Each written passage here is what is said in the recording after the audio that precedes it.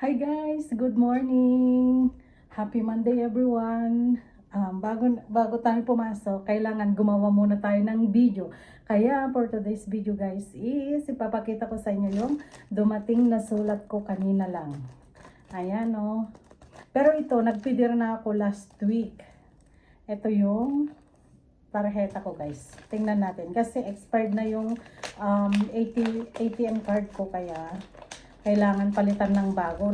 Nag-message kasi yung bangko ko. Ay sabi, papalitan na daw. Kailangan i-renew. Kaya ganoon, nag-renew ako. At, yaran, ito na guys, oh. Ganito na pala yung bago. Yun, nag-iba na pala kasi, ayan guys, oh. Oh, ganyan na pala. Pero andito yung pangalan ko, oh. Andyan yung pangalan ko.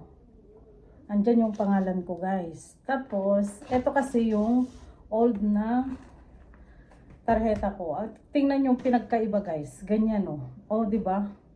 Ang layo, pa ganyan na. Tapos ito pahiga. Tapos ayan, pa ganyan, patayo. Ito na yung bago ko. Pero kailangan mai-activate muna ito guys bago ko magamit. Kasi ito, old na yan. Wala na.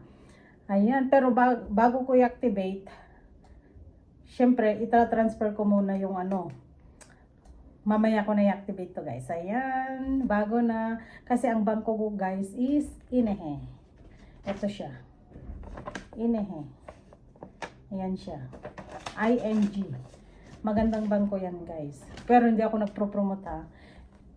Pinapakita ko lang sa inyo na dumating na yung bagong card ko. Ito yung bago. Ito yung old. Tingnan yung pinagkaiba. Pahiga yan, tapos ito patayo. Bye guys! Pasok na ako. Good morning everyone. Happy Monday.